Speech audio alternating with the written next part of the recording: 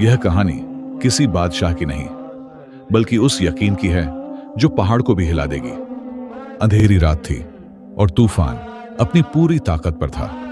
एक नौजवान सौदागर जिसका नाम जैद था, नदी के किनारे खड़ा अपने टूटे हुए जहाज के टुकड़ों को देख रहा था। उसकी आंखों के सामने उसकी जिंदगी भर की कमाई पानी में बह रही थी। जैद एक बेहद ईमानदार और नेक इंसान था, जिसने अपनी सारी जमा पूंजी और कुछ उधार लेकर माल खरीदा था ताकि वह अपना पुराना कर्ज उतार सके। मगर किस्मत को शायद कुछ और ही मंजूर था। नदी की तेज लहरों ने उसका सब कुछ छीन लिया था। अब उसके पास न तो बेचने के लिए सामान बचा था और न ही जेब में एक खोटा सिक्का। बस बचा था तो एक भारी दिल और टूटी हुई उम्मीद। सुबह होते ही जब जैद बगदाद के बाजार में पहुंचा तो उसके चेहरे पर हवाइयां उड़ रही थीं। वह नजरें झुकाकर चल रहा था, क्योंकि वह जानता था कि शहर में उसका कर्जदार उसका बेसब्री से इंतजार कर रहा होगा। लोग उसे देखकर आपस में फुसफुसा रहे थे। देखो, यह वही जैद है जो कल तक बड़ा सौदागर बनने के ख्वाब देख रहा था। आज कैसे खाली हाथ और फटे हाल लौटा है। अभी वह बाजार के बीच पहुंचा ही था कि अचानक एक कड़कदार और रौबदार आवाज ने उसके कदम रोक लिए। यह आवाज शहर के सबसे जालिम साहूकार कासिम की थी। कासिम अपनी मोटी गर्दन और गुस्से भरी आंखों के साथ जैद के सामने आ खड़ा हुआ। उसने जैद का रास्ता रोका और चिल्लाया, मेरे पैसे कहां हैं जैद? आज वादा पूरा करने का आखिरी दिन है, मुझे मेरा सोना चाहिए। जैद ने कांपते हाथों को जोधा और अपनी मजबूरी बयान करने की कोशिश की। उसने गिड़गिड़ाते हुए कहा, ए कासिम, मेरे साथ बहुत बुरा हादसा हुआ है। नदी के तूफान ने मेरा सारा माल डुबो दिया। मैं पूरी तरह तबाह हो गया हूं। खुदा के वास्ते मुझे थोड़ी मोहलत दे दो। मैं मेहनत करके तुम्हारा एक एक पैसा लौटा दूंगा। लेकिन कासिम के पत्थर दिल में रहम नाम की कोई चीज नहीं थी। कासिम ने जोर से ठाका लगाया और भीड़ को सुनाते हुए कहा, मुझे तुम्हारी झूठी कहानियों से कोई दिलचस्पी नहीं है। कारोबार में जज्बात नहीं, सिर्फ सिक्के बोलते हैं। अगर तुमने मेरा कर्ज नहीं दिया तो कानून के मुताबिक मैं तुम्हें और तुम्हारे परिवार को अपना गुलाम बना लूंगा। बाजार में भीड़ जमा हो गई थी और सब जैद की बेबसी का तमाशा देख रहे थे, मगर कोई मदद को आगे नहीं आया। जैद की आंखों में आंसू आ गए। उसने दोबारा मिन्नत की, लेकिन कासिम ने एक न सुनी। उसने जैद को धक्का देते हुए चेतावनी दी, सिर्फ कल सूरज ढलने तक का वक्त है तुम्हारे पास। अगर कल शाम तक 500 सोने के सिक्के मेरे हाथ में नहीं आए तो याद रखना, तुम्हारा घर और तुम्हारी आजादी सब मेरी होगी। यह कहकर वह अपने साथियों के साथ वहां से चला गया। जैद वहीं जमीन पर घुटनों के बल गिर गया। 500 सोने के सिक्के, इतनी बड़ी रकम तो उसने अपनी पूरी जिंदगी में कभी एक साथ नहीं देखी थी। अब एक दिन में यह कैसे मुमकिन होता? वह लड़खड़ाते कदमों से अपने घर की तरफ चल पड़ा। रास्ते में उसे हर शख्स अपना दुश्मन नजर आ रहा था। उसे समझ नहीं आ रहा था कि वह अपनी बीवी और मासूम बच्चे को यह खौफनाक खबर कैसे सुनाए। जब वह अपने छोटे से घर पहुंचा तो उसकी बीवी फातिमा दरवाजे पर ही दिए जलाए उसका इंतजार कर रही थी। जैद का उतरा हुआ चेहरा और खाली हाथ देखकर वह समझ गई कि कुछ बहुत बुरा हुआ है। जैद ने हिम्मत जुटाकर सारी बात बता दी कि कैसे उसका माल डूब गया और कासिम ने क्या धमकी दी है। घर में खाने को दाना नहीं था और ऊपर से यह मुसीबत आ पड़ी थी। दोनों मियां बीवी बहुत परेशान थे, लेकिन फातिमा ने जैद के कंधे पर हाथ रखा और एक बहुत बड़ी बात कही। उसने कहा, जैद, मायूस मत हो। जब जमीन के सारे दरवाजे बंद हो जाते हैं तो आसमान का दरवाजा खुल जाता है। कासिम सिर्फ एक इंसान है, लेकिन हमारा मालिक बहुत बड़ा है। जैद ने आसमान की तरफ देखा। उसके दिल में एक अजीब सी ठंडक उतर आई। रात का सन्नाटा अभी टूटा भी नहीं था कि जैद अपने बिस्तर से उठ खड़ा हुआ। उसने वुजू किया और मुसल्ले पर बैठकर अपने रब के सामने खूब रोया। उसकी आंखों से गिरता हुआ हर एक आंसू उसकी बेबसी की गवाही दे रहा था। फज्र की अजान होते ही उसने नमाज अदा की और दिल में थोड़ी हिम्मत लेकर घर से निकला। उसने सोचा कि शहर में उसके कई पुराने दोस्त और जानने वाले हैं। शायद कोई उसकी मदद कर दे और उसकी डूबती कश्ती को किनारा मिल जाए। सबसे पहले जैद अपने बचपन के दोस्त हामिद के पास पहुंचा, जो अब एक बद्धा रईस बन चुका था। जैद ने सोचा कि हामिद उसे कभी खाली हाथ नहीं लौटाएगा, लेकिन जैसे ही उसने हामिद को अपनी बुरी हालत बताई और कुछ पैसों की मदद मांगी, हामिद का चेहरा बदल गया। उसने रूखेपन से जवाब दिया, जैद, दोस्ती अपनी जगह है और कारोबार अपनी जगह। डूबे हुए जहाज पर कोई अपना माल नहीं लगाता। माफ करना, मैं तुम्हारी कोई मदद नहीं कर सकता। जैद का दिल बुरी तरह टूट गया, लेकिन उसने हार नहीं मानी। वह एक और व्यापारी करीम के पास गया, जिसकी जैद ने अतीत में कई बार मदद की थी। जैद को यकीन था कि करीम उसका एहसान नहीं भूला होगा, मगर करीम ने तो उसे पहचानना भी मुश्किल कर दिया। उसने बहाना बनाते हुए कहा, भाई जैद, बाजार में मंदी चल रही है, मेरे पास खुद खाने को पैसे नहीं हैं। यह सरासर झूठ था, क्योंकि करीम की दुकान माल से भरी हुई थी। दोपहर हो चुकी थी और बगदाद की धूप अब बदन जलाने लगी थी। जैद भूखा प्यासा बाजार की खाक छान रहा था। उसके पैरों में छाले पड़ गए थे और हलक प्यास से सूख रहा था। हर दुकान, हर दोस्त और हर रिश्तेदार के दरवाजे पर उसने दस्तक दी, लेकिन हर जगह से उसे दुत्कार ही मिली। उसे आज समझ आ रहा था कि दुनिया में इज्जत इंसान की नहीं, बल्कि उसकी जेब में खनकने वाले सिक्कों की होती है। चलते चलते जैद एक पुराने बाग के पास बनी पत्थर की बेंच पर बैठ गया। वह लोगों को आते जाते देख रहा था, जो उसे हिकारत भरी नजरों से देख रहे थे। वही लोग जो कल तक उसे सलाम करते थे, आज उससे नजरें चुरा रहे थे। जैद ने महसूस किया कि गरीबी इंसान को दुनिया की नजरों में कितना गिरा देती है। उसके कानों में बार बार कासिम की धमकी गूंज रही थी। अब कहानी में आगे बढ़ने से पहले आप लोगों से एक छोटी सी दरख्वास्त है कि अगर आप लोगों को हमारी ये कहानियां अच्छी लगती हों तो हमारे चैनल को सब्सक्राइब जरूर से करें। शुक्रिया। अपनी आखिरी उम्मीद लेकर वह शहर के काजी के घर की तरफ बढ़ा, जो उसके वालिद के पुराने दोस्त थे। उसने सोचा कि शायद वह रहम खाकर कुछ उधार दे दें, लेकिन वहां भी पहरेदारों ने उसे फटे कपड़ों की वजह से अंदर ही नहीं जाने दिया। जब उसने बहुत मिन्नतें की तो काजी साहब ने अंदर से ही कहलवा भेजा कि मैं खैरात नहीं बांटता, जाओ मेहनत करो। यह सुनकर जैद को लगा जैसे किसी ने उसके सीने पर पत्थर मार दिया हो। अब सूरज ढलने को था और असर का वक्त हो चुका था। जैद की सारी उम्मीदें दम तोड़ चुकी थीं। 500 सोने के सिक्कों का इंतजाम तो दूर, उसे एक चांदी का सिक्का भी नहीं मिला था। शर्मिंदगी और दुख के मारे वह अपने घर वापस भी नहीं जाना चाहता था। वह सोच रहा था कि किस मुंह से फातिमा और अपने बच्चे का सामना करेगा। क्या वह उन्हें बताएगा कि कल से वे सब गुलाम बन जाएंगे? मायूसी के गहरे अंधेरे में डूबा जैद शहर के शोर शराबे से दूर नदी के उसी किनारे पर जा बैठा जहां उसका जहाज डूबा था। लहरें अब शांत थीं, लेकिन जैद के अंदर तूफान मचा हुआ था। उसने जमीन पर सर रख दिया और सिसकते हुए बोला, या अल्लाह, मैंने बगदाद का हर दरवाजा खटखटाया, लेकिन सब बंद मिले। मैंने हर इंसान के आगे हाथ फैलाया, लेकिन सबने ठुकरा दिया। अब बस तेरा ही दरवाजा बचा है। तभी उसे अपनी बीवी फातिमा की बात याद आई।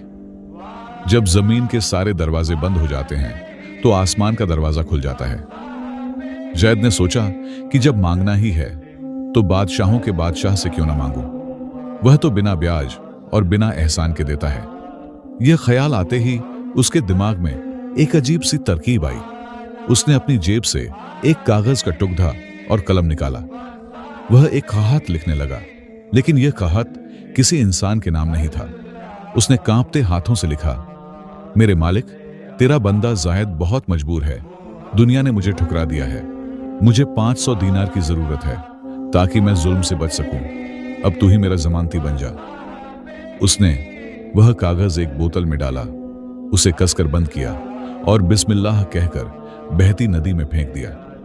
जैद ने जब वह बोतल नदी के हवाले की तो उसके दिल से सारा बोझ उतर गया। एक अजीब सा सुकून उसे महसूस हुआ, जैसे उसने अपनी परेशानी का बस्ता किसी बहुत ताकतवर हस्ती को थमा दिया हो। वह खाली हाथ घर लौटा, लेकिन उसके चेहरे पर अब मायूसी नहीं, बल्कि एक गहरा तवक्कुल था। जब फातिमा ने पूछा, क्या हुआ, तो जैद ने मुस्कुराकर कहा, मैंने अपनी अर्जी बादशाहों के बादशाह के दरबार में भेज दी है। अब जो होगा बेहतरीन होगा। उधर वह कांच की बोतल नदी की लहरों पर हिचकोले खाती हुई आगे बढ़ रही थी।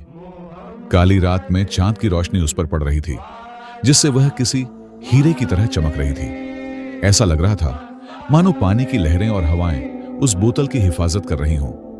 यह सिर्फ एक कागज का टुकड़ा नहीं था, बल्कि एक मजबूर बंदे का अपने रब पर अटूट विश्वास था, जो पानी के रास्ते अपनी मंजिल की तरफ बढ़ रहा था।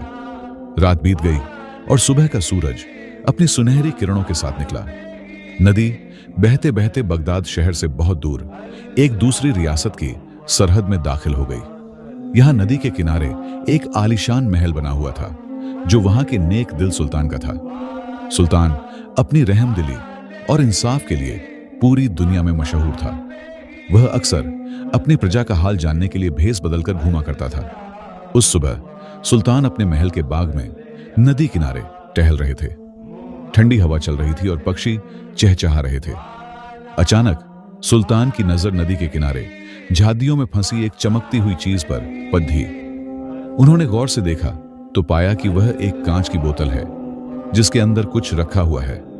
सुल्तान के मन में जिज्ञासा जागी। उन्होंने तुरंत अपने शाही मुहाफिज को इशारा किया। मुहाफिज ने दौड़कर पानी में कदम रखा और वह बोतल निकालकर बड़े अदब के साथ सुल्तान के हाथों में थमा दी। सुल्तान ने बोतल को पलटकर देखा। वह बहुत साधारण सी थी, लेकिन उसे देखकर सुल्तान को एक रूहानी एहसास हुआ। उन्होंने बोतल का ढक्कन खोला और बड़ी सावधानी से उसके अंदर रखा हुआ कागज का टुकड़ा बाहर निकाला। हैरानी की बात यह थी कि पानी में इतना लंबा सफर तय करने के बाद भी वह कागज सूखा था। सुल्तान ने वह खत पढ़ना शुरू किया। जैसे जैसे वह पढ़ते गए, उनके चेहरे के भाव बदलते गए। उस खत में लिखे लफ्ज शाही नहीं थे, बल्कि एक टूटे हुए दिल की पुकार थे। उसमें लिखा था, ऐ मेरे रब, तू ही मेरा मददगार है। कासिम का कर्ज उतारने के लिए मुझे 500 दीनार चाहिए। तेरे सिवा मेरा कोई सहारा नहीं। पढ़ते पढ़ते सुल्तान की आंखों में आंसू आ गए। सुल्तान ने आसमान की तरफ देखा और अपने वजीर से कहा, देखो वजीर, इस बंदे का अपने रब पर कितना गहरा यकीन है। इसने किसी इंसान से मांगने के बजाय सीधे अल्लाह को खत लिखा और अल्लाह ने इसकी पुकार सुनने के लिए इस नाचीज सुल्तान को जरिया बना दिया। यह खत मेरे नाम नहीं है, लेकिन इसका जवाब देना अब मेरा फर्ज है।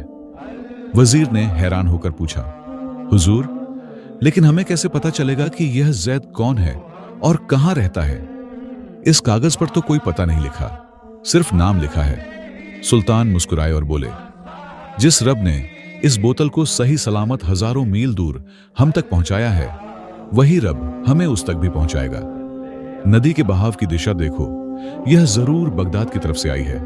सुल्तान ने फौरन शाही खजांची को बुलाया और हुक्म दिया, शाही खजाने से सबसे बेहतरीन 500 सोने के सिक्के एक थैली में भरो और सुनो, इसमें 500 और बढ़ा दो। यह मेरी तरफ से उस बंदे के तवक्कुल का इनाम होगा। पूरे दरबार में सन्नाटा छा गया। सब हैरान थे कि एक अनजान केशात के लिए सुल्तान इतना बड़ा खजाना लुटा रहे हैं। सुल्तान ने अपने सबसे भरोसेमंद और तेज तरार सिपाहियों की एक टुकड़ी तैयार की। उन्होंने सिपाहियों को वह थैली दी और सख्त हुक्म दिया, नदी के रास्ते बगदाद जाओ, वहां पता लगाओ कि जैद नाम का वह कौन सा सौदागर है जिसका जहाज हाल ही में डूबा है। यह अमानत उसे सूरज ढलने से पहले मिलनी चाहिए। याद रहे, अगर देर हुई तो कयामत आ जाएगी। सिपाही घुड्डों पर सवार होकर हवा की रफ्तार से निकल पड़े। बगदाद में अगला दिन बहुत भारी था। सूरज धीरे धीरे पश्चिम की तरफ ढल रहा था, जैसे जैद की जिंदगी का वक्त कम हो रहा हो। जैद अपने घर के बाहर एक पुरानी चटाई पर इत्मीनान से बैठा तस्बीह पढ़ रहा था। उसके चेहरे पर न कोई डर था, न घबराहट। यह देखकर पड़ोसी हैरान थे और आपस में कह रहे थे कि शायद घम के मारे जैद का दिमाग चल बसा है। लेकिन जैद का दिल गवाही दे रहा था कि मदद रास्ते में है। ठीक असर के वक्त गली में भारी कदमों और जंजीरों की खनखनाहट गूंजी। कासिम अपने हथियारबंद गुंडों के साथ वहां आ धमका। उसके हाथ में एक मोटा कोड़ा और चेहरे पर एक शैतानी मुस्कान थी। उसने आते ही जैद के घर के बाहर रखा सामान ठोकर मारकर फेंकना शुरू कर दिया और चिल्लाया, वक्त खत्म हुआ। जैद, अब तुम और तुम्हारा परिवार मेरे गुलाम हो। शोर सुनकर पूरा मोहल्ला जमा हो गया। सब सहमे हुए थे। कोई भी कासिम के खिलाफ बोलने की हिम्मत नहीं कर पा रहा था। कासिम ने जहर उगलते हुए कहा, निकालो अपने 500 दीनार या फिर चुपचाप ये लोहे की बेड़ियां पहन लो। जैद अपनी जगह से उठा और बड़ी नरमी से बोला, कासिम, बस सूरज डूबने तक का सब्र करो। मेरा इंतजाम हो गया है। मेरा रब मेरा कर्ज अदा करेगा। यह सुनकर कासिम और उसके साथी जोर जोर से हंसने लगे। कासिम ने मजाक उड़ाते हुए कहा, अरे देखो, यह पागल कह रहा है कि आसमान से पैसा बरसेगा। लगता है गरीबी ने इसका दिमाग खराब कर दिया है। अरे बेवकूफ, दुआओं से पेट नहीं भरते और न ही कर्ज उतरते हैं। भीड़ में खड़े लोग भी अफसोस से सिर हिला रहे थे। किसी को यकीन नहीं था कि अब कोई चमत्कार होगा। सूरज की लालिमा अब गहरी होने लगी थी, जिसका मतलब था कि दिन खत्म होने में बस कुछ पल बाकी थे।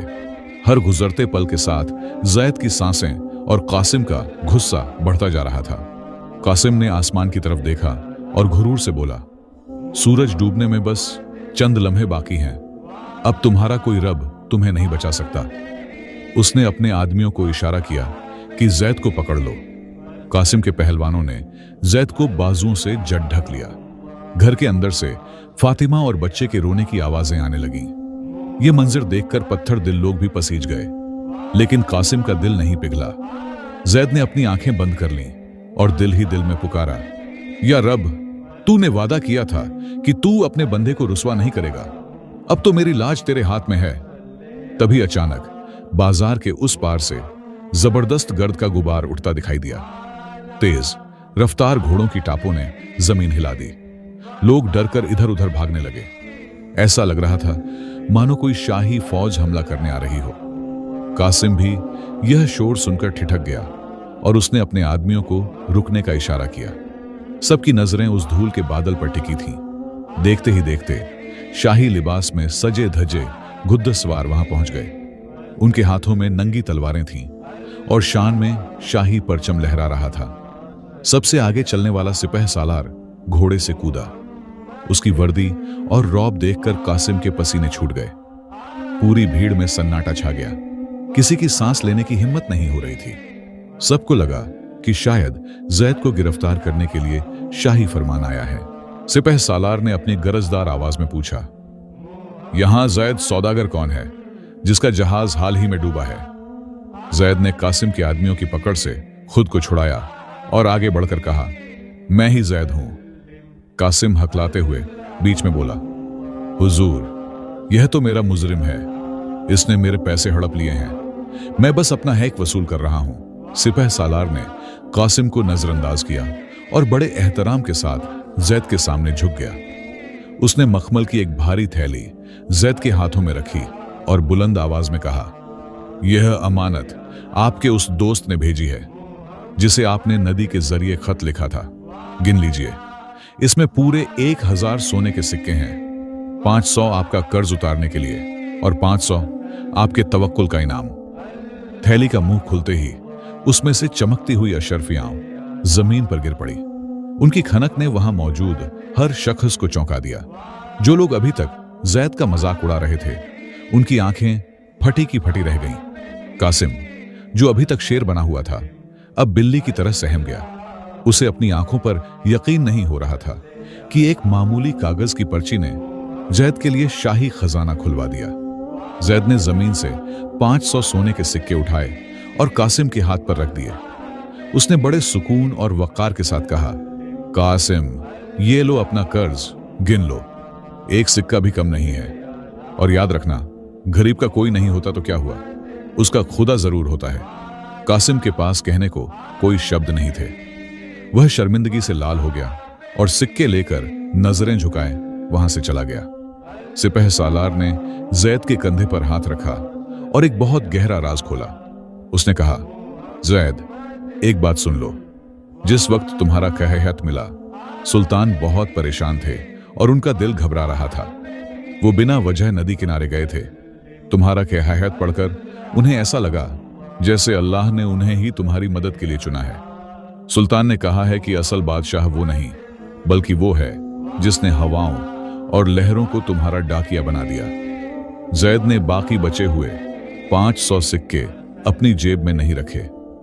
उसने वहीं खड़े होकर ऐलान किया, यह 500 दिनार मेरे नहीं है, यह मेरे रब का इनाम है, इसलिए मैं इसे बगदाद के उन यतीमों और विधवाओं में बांटता हूं जिनका कोई सहारा नहीं है। जैद की इस दरिया दिली ने लोगों के दिलों को झकझोर दिया। कल तक जो लोग उसे भिखारी समझ रहे थे, आज उसे रश्क की नजरों से देख रहे थे। सिपह सालार और उसके सैनिक जैद को सलाम करके वापस लौट गए। बाजार में सन्नाटा छा गया था, लेकिन यह सन्नाटा डर का नहीं, बल्कि इज्जत का था। लोगों को अपनी गलती का एहसास हुआ। हामिद और करीम, जिन्होंने जैद को दुत्कार दिया था, अब माफी मांगने के लिए आगे आए, लेकिन जैद ने मुस्कुराकर उन्हें माफ कर दिया। उसका दिल तो अब दुनियावी शिकवों से बहुत ऊपर उठ चुका था।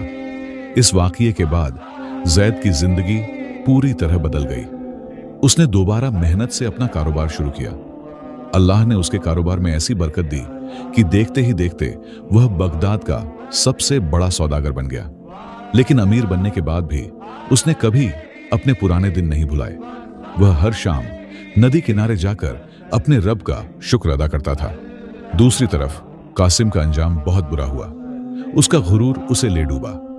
कुछ ही महीनों बाद एक बड़े व्यापार में उसे इतना भारी नुकसान हुआ कि उसकी सारी दौलत मिट गई। जो कोड़ा वह दूसरों पर चलाता था, वक्त ने वही कोड़ा उस पर चलाया। वह पाई पाई का मोहताज हो गया और लोगों ने उसे उसी बाजार में भीख मांगते हुए देखा जहां वह कभी हुकूमत करता था। यह कहानी सिर्फ जैद की नहीं, बल्कि तवक्कुल की एक मिसाल बन गई। बगदाद के लोग सदियों तक अपनी औलादों को यह किस्सा सुनाते रहे कि कैसे एक टूटे हुए जहाज के मालिक ने सिर्फ एक कागज की नाव पर बैठकर तूफान को हरा दिया। जैद ने साबित कर दिया था कि दुनिया के सहारे टूट सकते हैं, लेकिन अल्लाह की रस्सी कभी नहीं टूटती।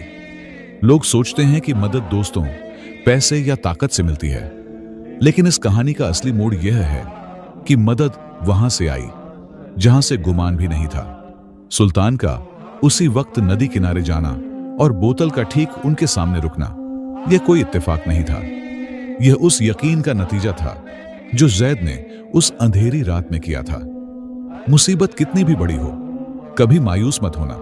बस अपनी कोशिश करो और नतीजा अल्लाह पर छोड़ दो। अगर आप लोगों को हमारी ये कहानी अच्छी लगी हो तो वीडियो को लाइक करें, शेयर करें और कमेंट बॉक्स में अपनी कीमती राय का इजहार जरूर करें। और हमारे YouTube चैनल कदीम हिकायत को सब्सक्राइब करना न भूलें। शुक्रिया।